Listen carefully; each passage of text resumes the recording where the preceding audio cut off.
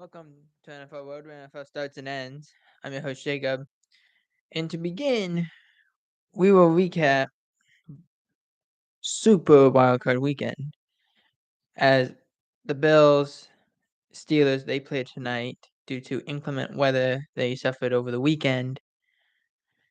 And the Eagles and Buccaneers will go on as scheduled at 8. So, to begin, we are going to talk about the first game. The Cleveland Browns and the Houston Texans in Houston. I could not expect that. I did not expect that. The score of that game, and what we can really come around is the weekend. There was a lot of high-scoring games. I thought like Detroit and the Rams would be the most interesting, and it was at this point. But Houston beating Cleveland 45-14,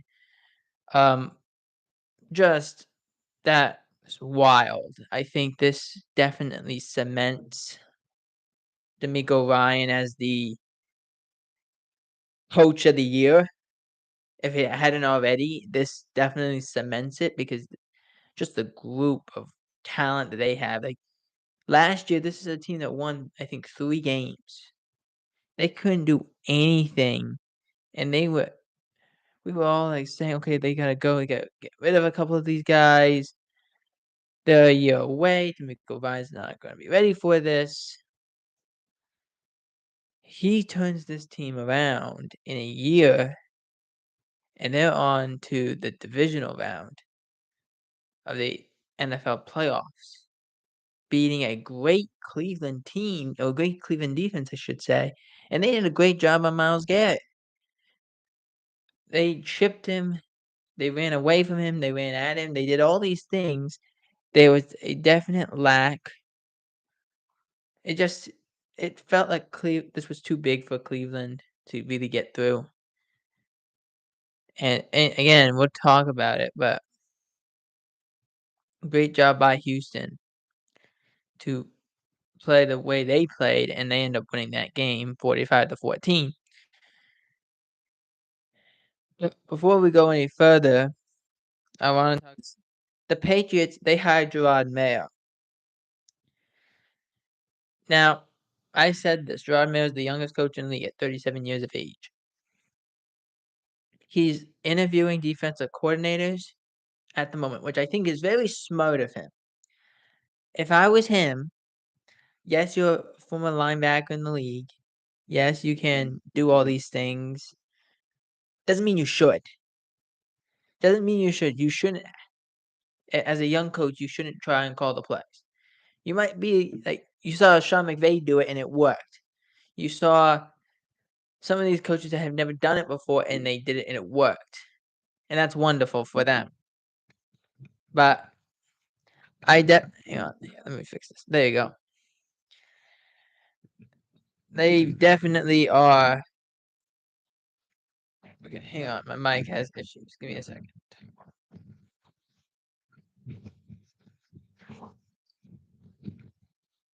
There we go.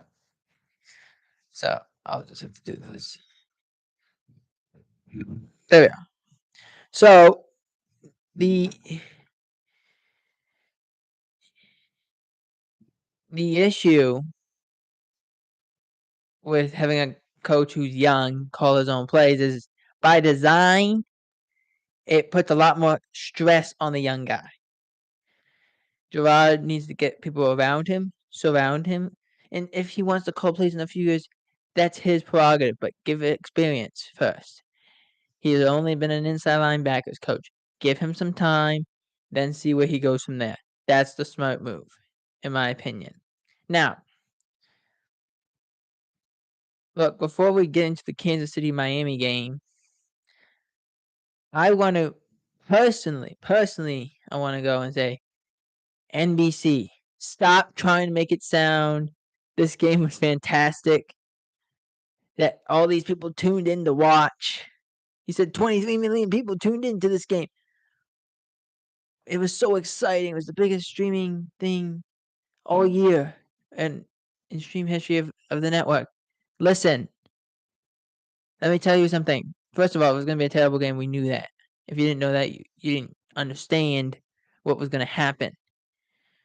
You knew Kansas City was not going to score 30 points. You knew Miami was going to have a hard time to score anything just due to the inclement weather. It was minus 30 degrees with wind chill. That was not going to work. But before we get into that part, before all of that, you make a big thing. We're going to put this game on Peacock. Why? Why? Tell me why. Please tell me why. I don't understand that you want to put this game on Peacock. And before, a half an hour before the game actually starts, you allow NBC to carry it over a little bit and then cut it off like it's a pay-per-view fight. Like we're going to see, like, Deontay Wilder when against Tyson Fury for the fourth or fifth time, whatever, because they just decided they want to keep on going. That's what it feels like, over and over and over again.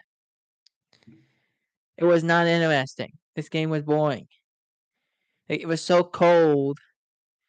Mahomes' helmet chips off, and Pro Football Talk's like, well, we need to change the helmets. That's not supposed to do it. It's minus 30. They don't chip like that. It chipped like that because it's minus 30 and you hit a guy in the head. What did you expect was going to happen? That just didn't make any sense. Needless to say, it didn't affect the game much. Chiefs win 26-7. I'm concerned about this Chiefs team. I am. And I said this on the What a Play podcast on Friday.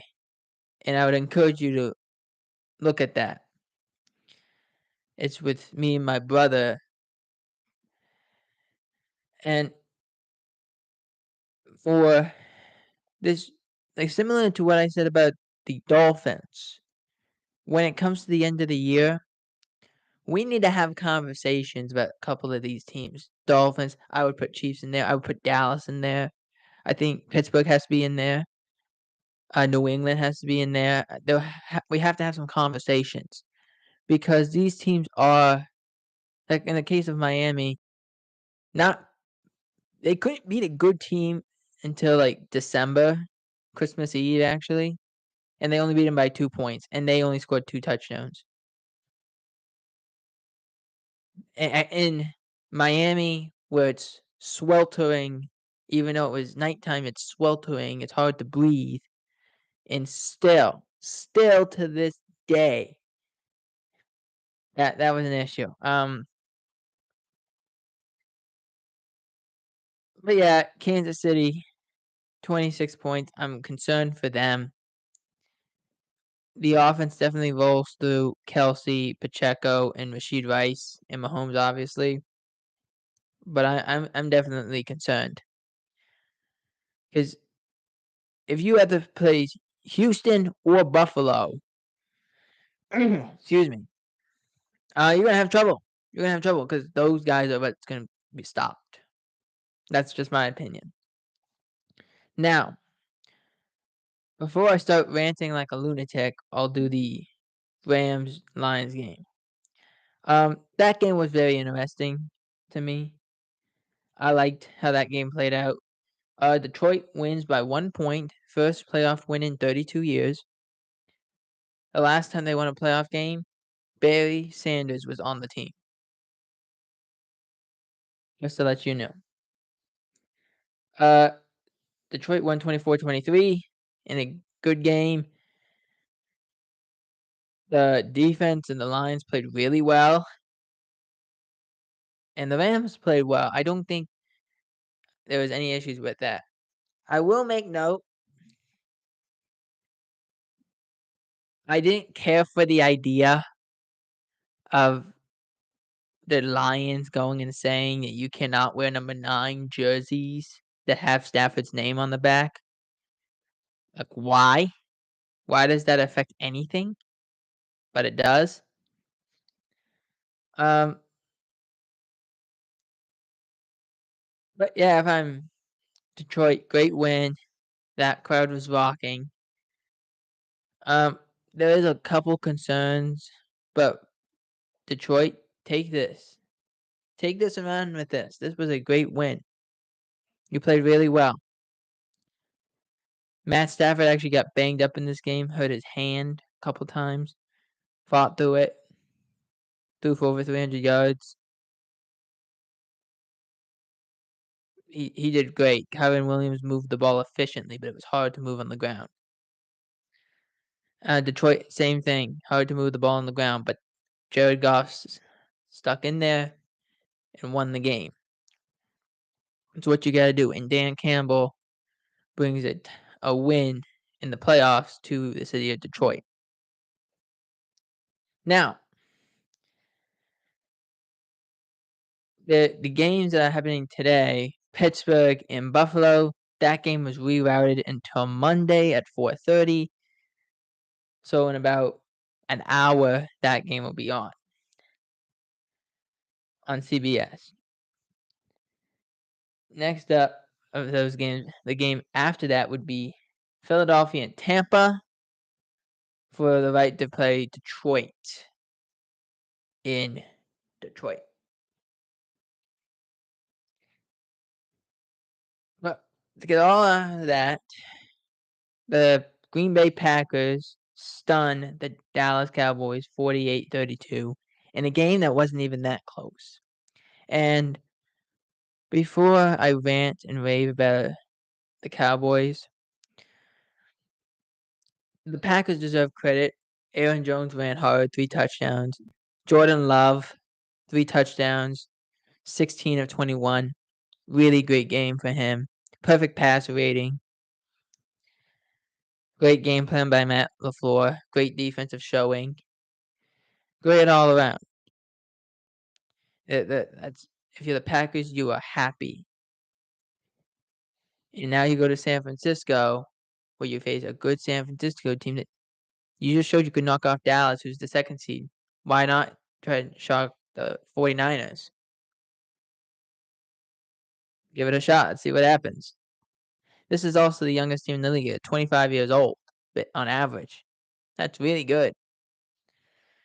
For them to be that young, they're going to be together for a very long time. And they play great football on Sunday. Now, I'm going to check this because if I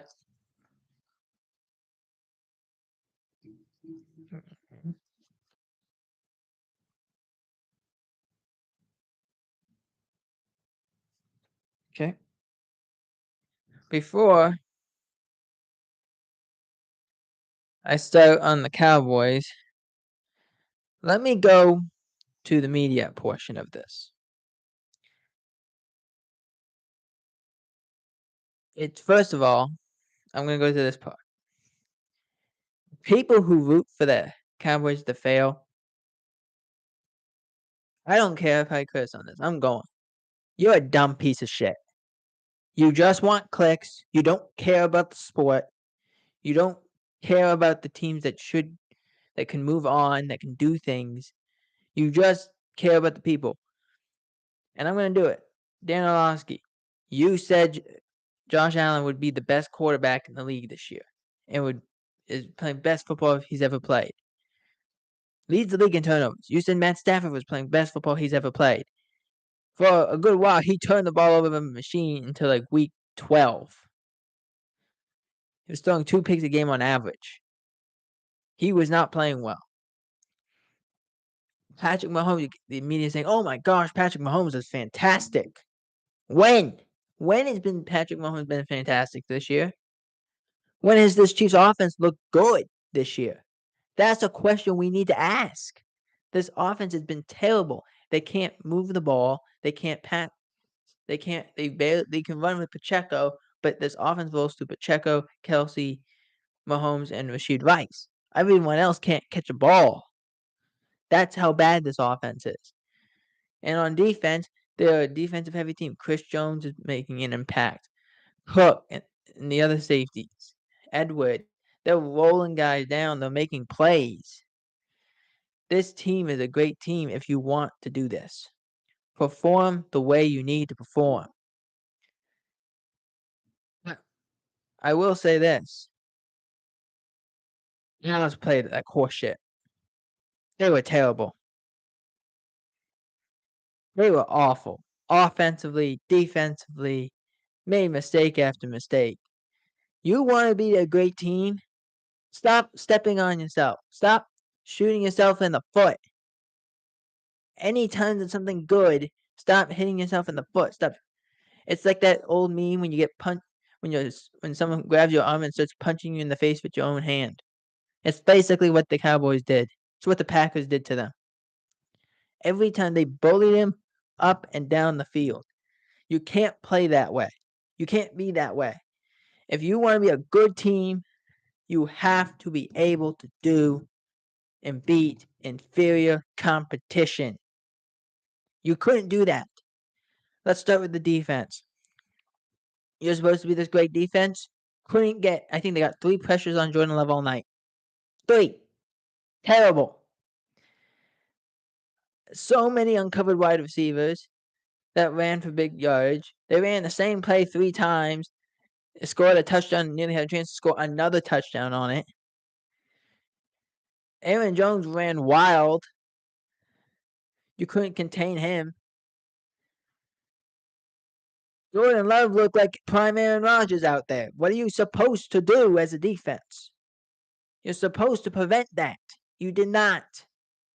You looked shell-shocked after they scored a touchdown on the first drive, and you didn't do anything since. And that's on Dan Quinn as a coordinator, and that's on every defensive player on the staff and players. Get your head right. Yes, they scored. It's okay. Get it out of your head. Move on to the next play. You didn't move on to the next play. That's why you're stuck where you are. On the offense, 27-0 before halftime. How does that happen? How is Dak and CD not on the same page? How does the point of physicality, you can't run the ball to save your life.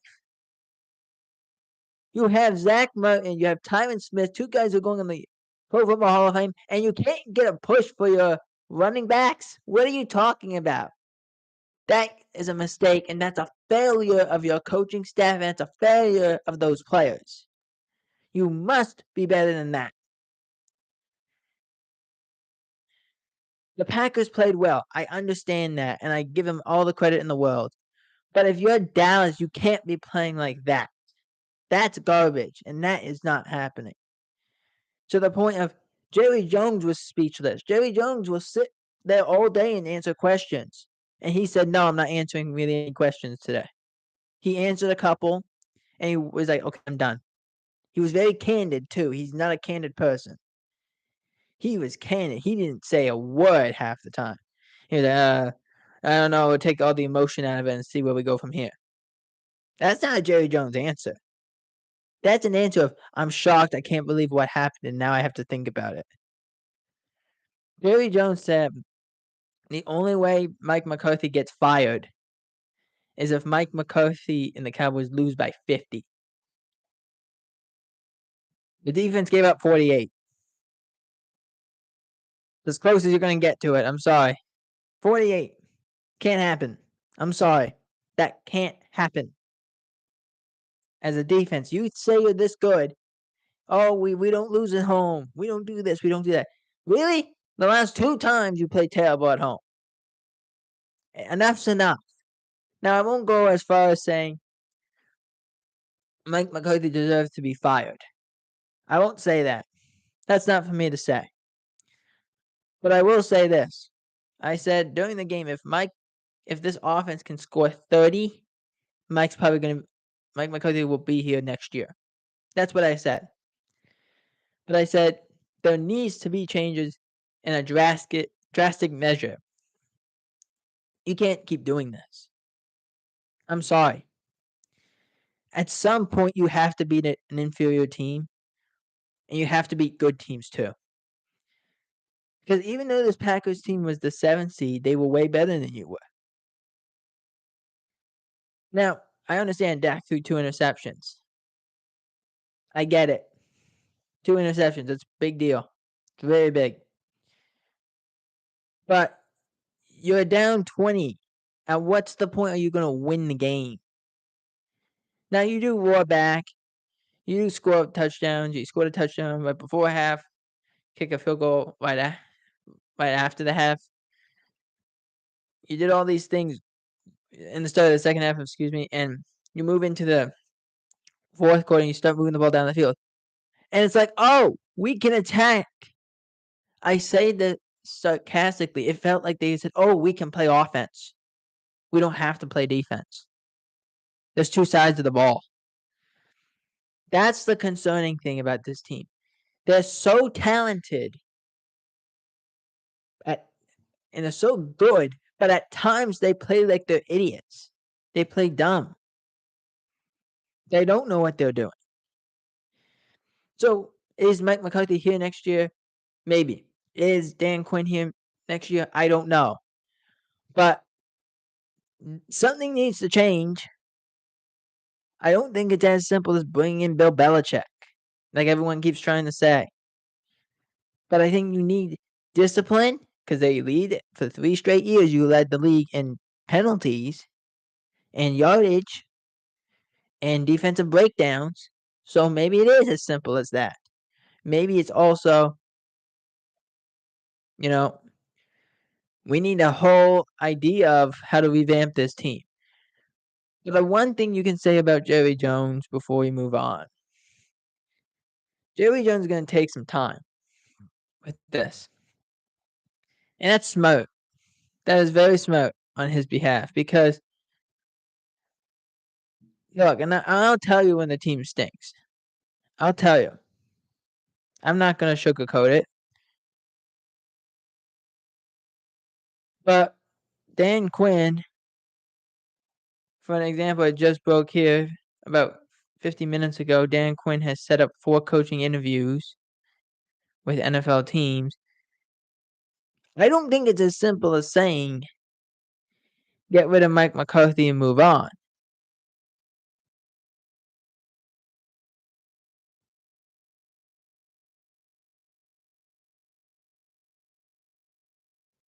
And so I think the one thing you can say about Jerry, he'll go to this team and he'll give it a couple days and then he'll take all the emotion out of the decision. Just see where they should be. Because the emotion, you take the emotion out, you say, okay, this coach won 12 games and went 12-5 the last 3 years. Consecutively 12-5. That's good. At what point though do you realize that's not enough? Your offense has to be better. Your defense has to be better. You have too much talent on this team. You're wasting Dak Prescott and his talents. He played the best football he could ever play. You wasted that. CeeDee Lamb had a great season. You wasted that. At some point, you got to realize maybe it's not. Maybe we don't. Maybe we do need to go in another direction. Maybe we do need to bring in another coach. Maybe we do need something else.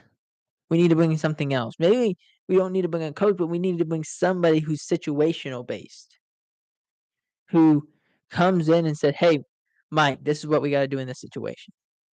Hey, Mike, be aware you have 2 timeouts. We got a minute to go." Or maybe you say we start from scratch. We start from scratch. We just go and we tear the whole thing down and we rebuild. I don't know. I'm not talking about rebuilding the team. I'm talking about rebuilding the coaching staff. Because you had definite issues. Your linebackers of all. You don't have any linebackers. You need linebackers. You don't have any defensive tackles that can move. You have teams that are struggling to play.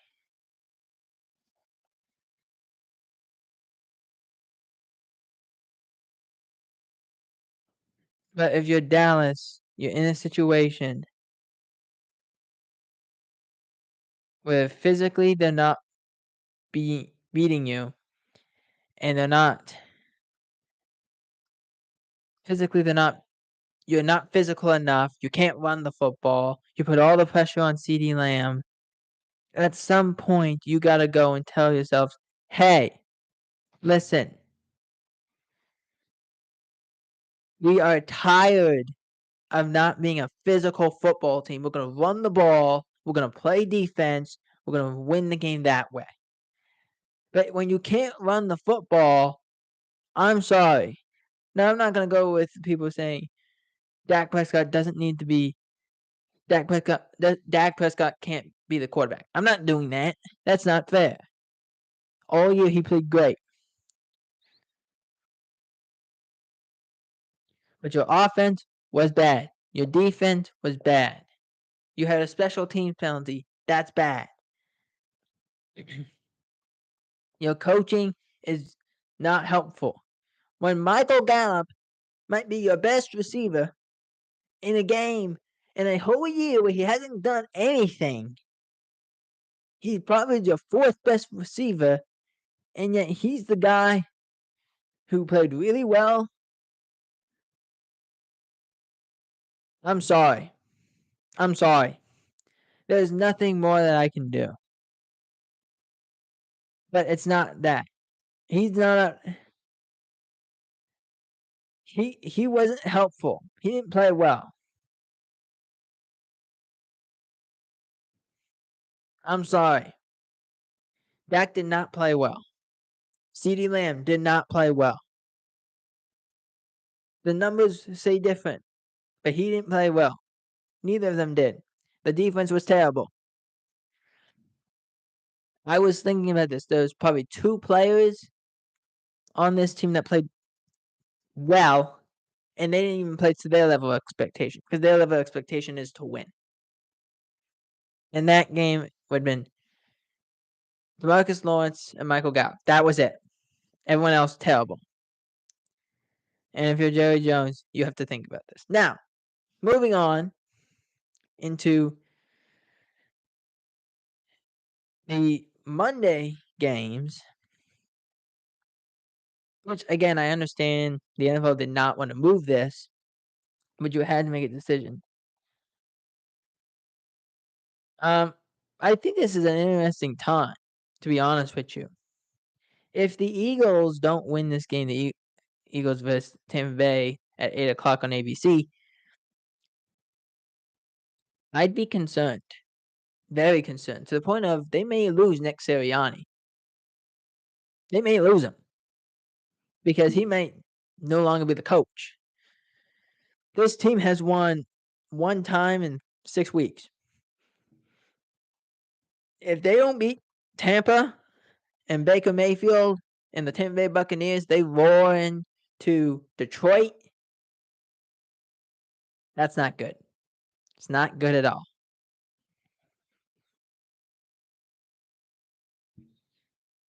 So, my score prediction for that game, I have Tampa winning the game 24-14. And again, we're going to have a conversation on the Eagles. And then between Pittsburgh and Buffalo, it would be really funny if Pittsburgh won this game. Won't happen. I have Buffalo winning, but I would want to see what the media would have to do if Pittsburgh beat Buffalo. No TJ Watt for this game. He is out. More likely he's out for the playoffs. Buffalo will go will win 28-7, and that'll be it. So I have the Bills winning and the Buccaneers winning. For NFL World, I'm Jacob Hebert. Out.